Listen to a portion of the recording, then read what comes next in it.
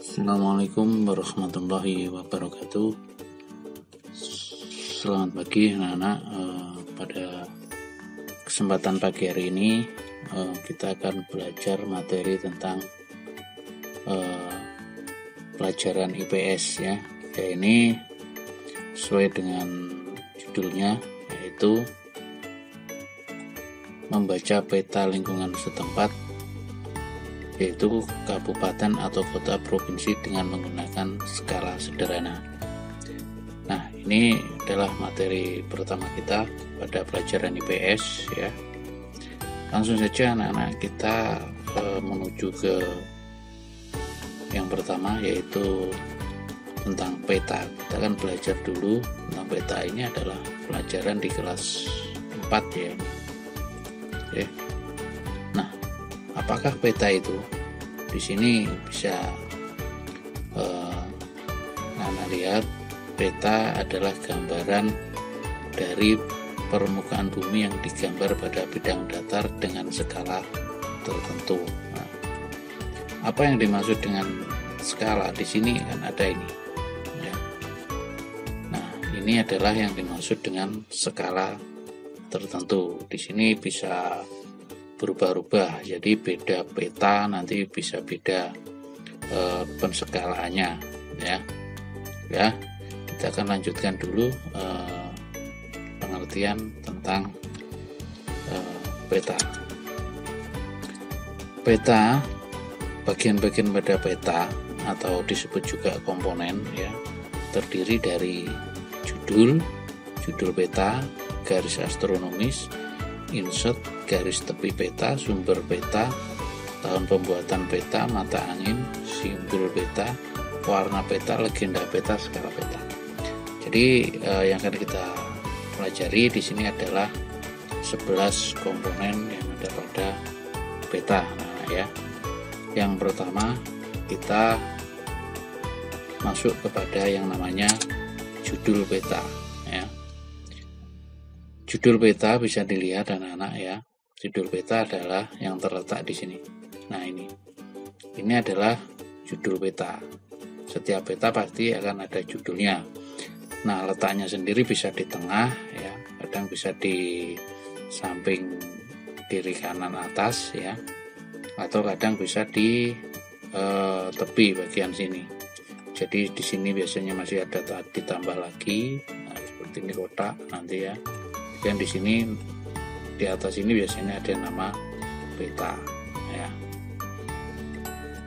Ya, jadi penulisannya judul peta itu yang perlu kalian ketahui biasanya terletak di tengah, atas kanan atau atas bawah ya. Bisa di atas ini, bisa di atas ini. Oke, kita lanjutkan setelah judul peta, yaitu garis astronomi ya. Garis astronomi adalah garis yang digunakan untuk menunjukkan letak suatu tempat atau wilayah yang dibentuk secara berlawanan arah satu sama lain, sehingga membentuk vektor menunjukkan letak astronomis. Nah, ini anak ya yang dimaksud dengan garis lintang atau garis bujur yang digunakan untuk menunjukkan letak suatu peta atau tempat wilayah ya.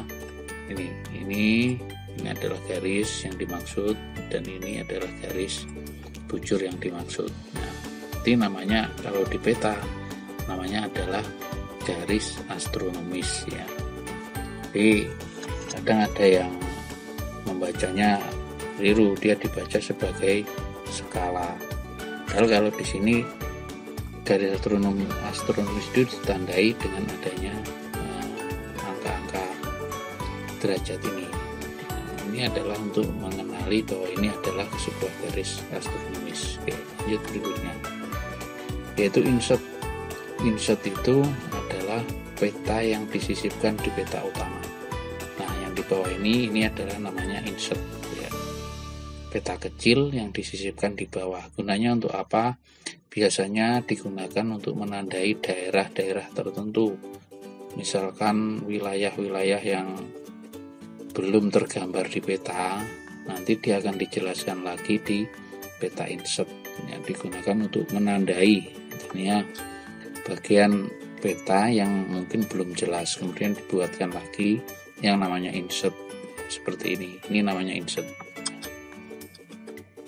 Kemudian garis tepi pada peta, nah merupakan garis yang membatasi ruang peta untuk meletakkan garis astronomis secara beraturan dan benar pada peta.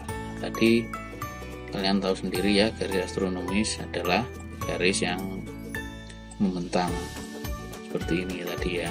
Nah, dia tidak boleh melewati dari garis tepi yang sudah ditentukan.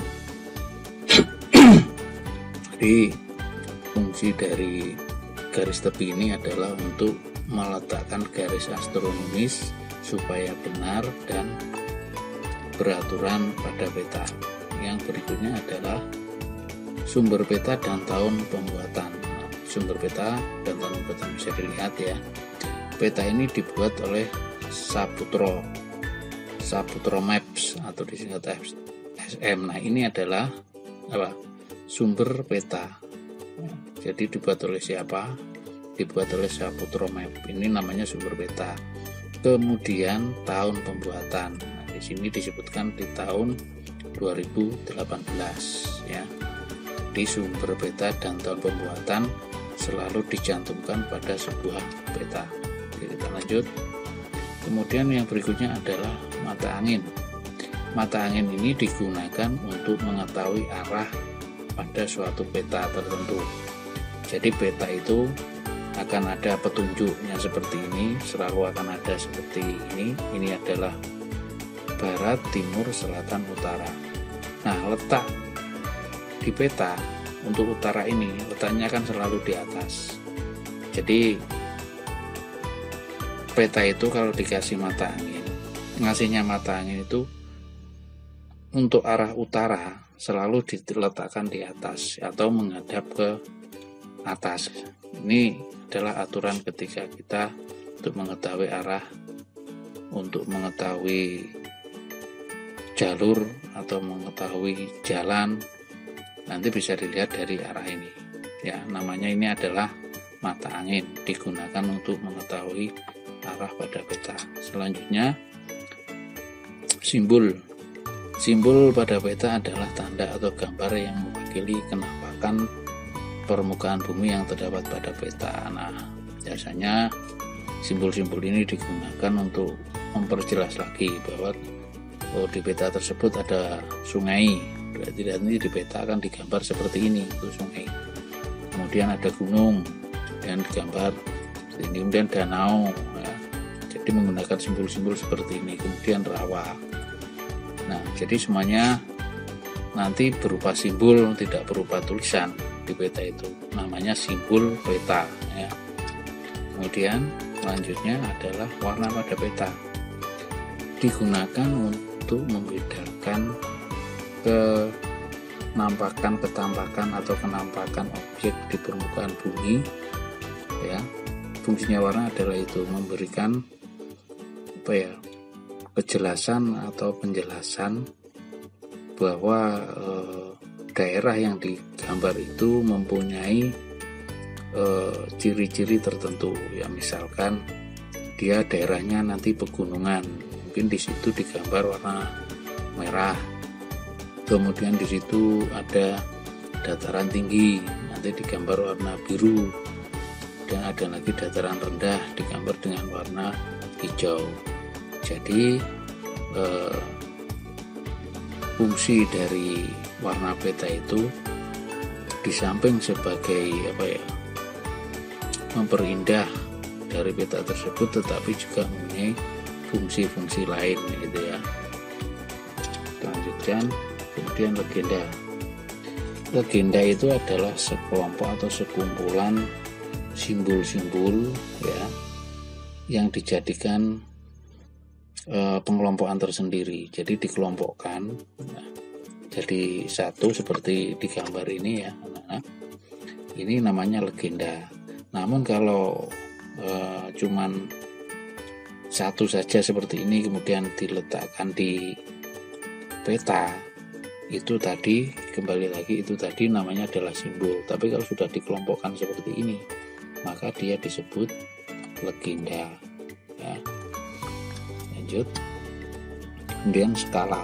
Nah, skala ini penting anak-anak ya. Jadi skala itu adalah untuk mengetahui jarak sesungguhnya pada peta.